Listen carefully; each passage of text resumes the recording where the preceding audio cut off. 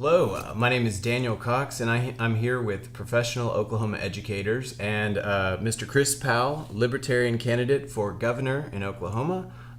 Thank you for being here today, and we're excited to have you come in and talk about education. It's my pleasure to be here. I'm enthused about what this organization's approach is, and I'm more than happy to talk about this subject. Awesome. Well, let's just get right into it. Tell us about your family and your background a little bit. Well, I grew up in Choctaw. I live in Bethany now. We've been there for over 20 years. I'm married. My wife and I have 3 children. As far as extracurricular activities, I've been a genealogist for over 25 years now. I've been very involved in that. I play indoor soccer on Friday nights. That's a lot of fun. My family has been in the state of Oklahoma since before statehood, and I'm just an Okie through and through. Genealogy, that's what's the strangest thing you've come across? Well, I have some ancestors who are Mormon, members of the Church of Latter-day Saints that lived in Alabama before the Civil War. Wow. Which is not a place where most people would expect to find Mormons. They went in 1843. They went to join the rest of the Mormons going west in Iowa and Nebraska, and there was a lot of sickness, and several of them died. And my ancestor went back to Alabama and wasn't a Mormon anymore. Okay. So all right. That's kind of how we were in and then out of the Church of Latter-day Saints. Oh, I got you. Well, cool.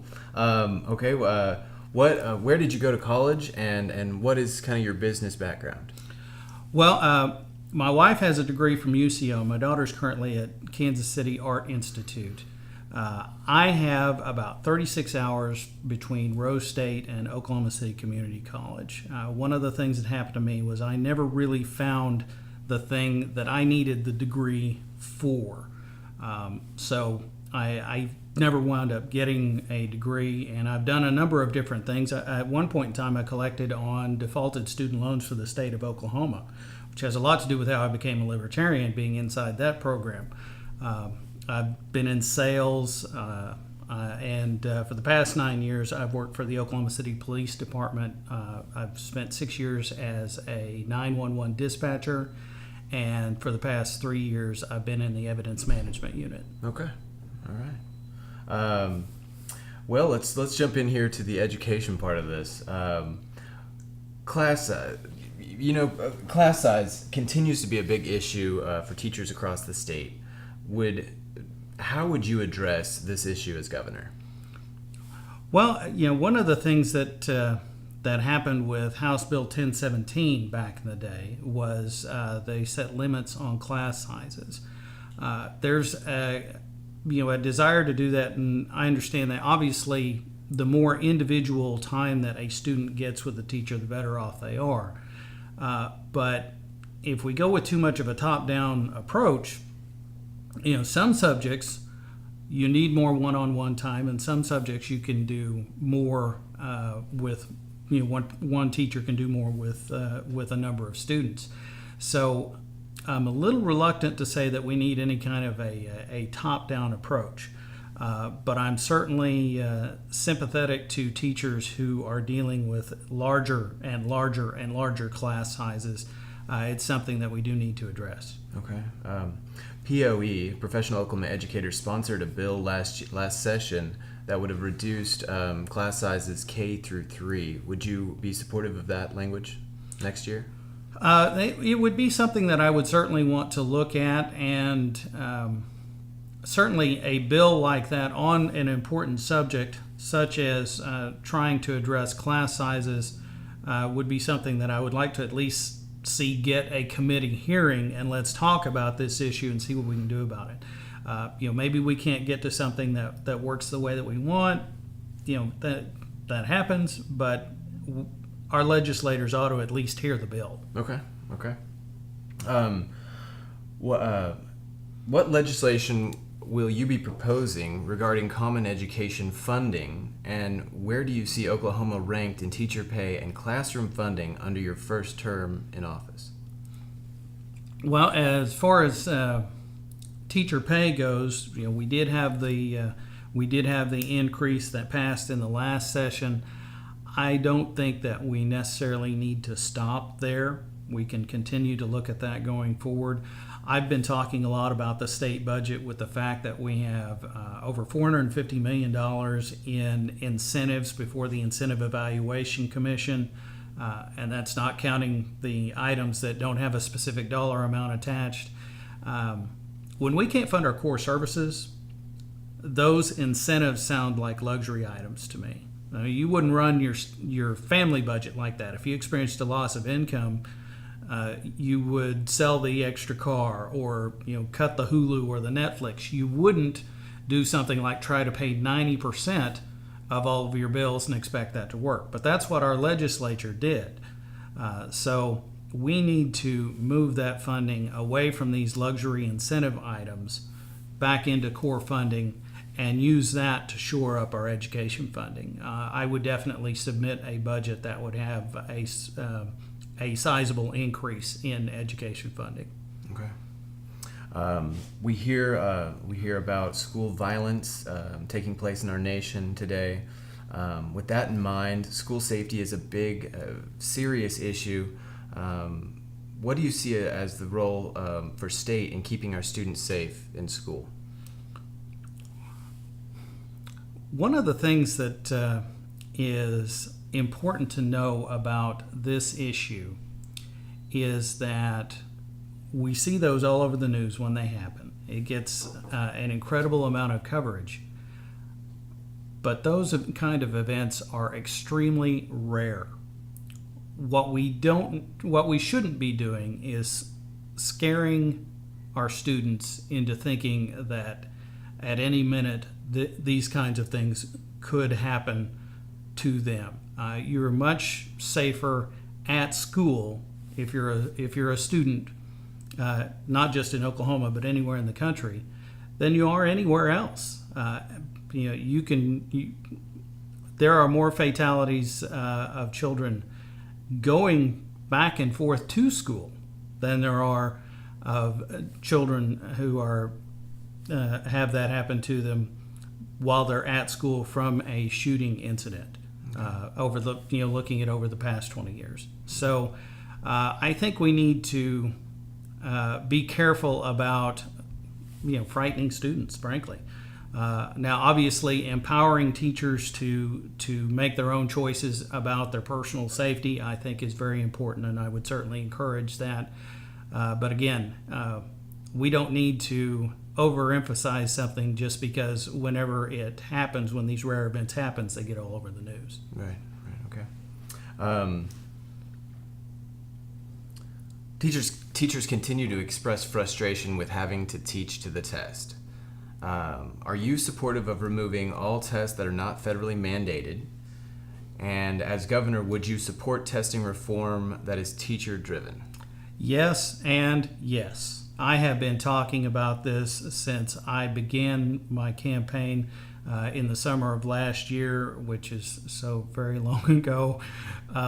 But I want to empower teachers to run their classrooms rather than politicians and bureaucrats at the state capitol.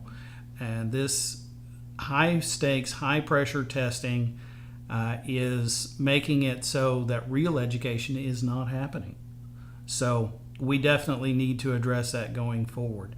I mentioned House Bill 1017 earlier. Mm-hmm. The class size restrictions that I think a lot of teachers are in favor of, those went away over the years. But this top-down testing regime not only started there, but it stayed, and now it's on steroids. Right. We've got to deal with it, or we're never going to get better outcomes. Okay. What is your vision for common education in the state of Oklahoma?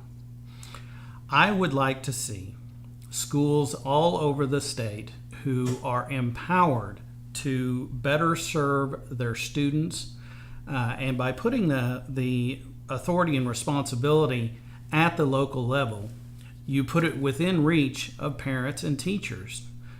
Parents, teachers, and students are the triad where education happens. We need to put the ability to make the decisions that are going to improve education for individual students within reach of that triad. If we don't, we're never going to get anywhere. I like it. This past year, POE developed a 60 and 6 plan, which takes a 25-year career teacher to $60,000 salary. Are you supportive of this plan, and would you be supportive of this plan as governor? Well, going back to what was passed in the last legislative session, the way that the teacher pay raise was implemented was with an increase in the pay schedule. What that pay schedule does, and I don't think this is fully appreciated, is instead of pushing things up, it acts as a wage floor and drags pay down. School districts don't have to address market forces because they can point to the pay schedule and say, this is what we have to pay you. They don't have to be competitive. Almost no other state does it this way. And what have we seen we have seen teachers in the state of Oklahoma have lagged behind all of those other states that don't do it this way. I am for teachers being paid fairly, being paid well, and being paid according to what their skills and abilities command in the marketplace. And some may be a little frightened at that, but I think teachers are going to be better off, and I think all these other states that pay better than we do are examples of it. As far as the particular plan that POE has, I don't want it to come from the legislature, but a pay plan that is introduced to our school districts that would increase pay so that people are getting a salary that's commensurate with their experience and their abilities is definitely something that I would want to support. Okay. With all the challenges facing education today, how would you incentivize career teachers and young people to go into and stay in the profession of teaching in Oklahoma? I think it's a twofold approach. One, we continue to address pay by moving towards more of a market system where I believe teachers are going to be better compensated.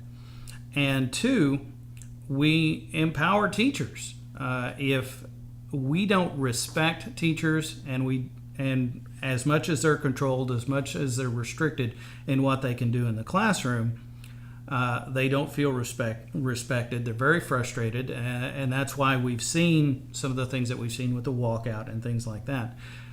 If we don't give them the authority that goes along with that education and training that they've attained, and they don't feel respected, then why would anybody want to go in that profession? Why would anybody who's in that profession tell anybody else to do so?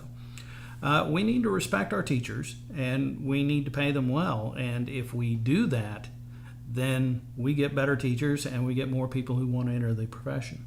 All right. Here's just a blunt question. Why should people vote for you for governor? Well, the three things I've been talking about on the campaign trail since I started are empowering teachers and reducing control by politicians and bureaucrats at the Capitol. I'm the only person who has been talking about that in the way that I've been talking about it today. I'm the only person who has been talking about serious efforts at criminal justice reform. We have a mass incarceration crisis in this state that we must deal with. We're burning through human capital by putting people into a prison system where they shouldn't be in the first place.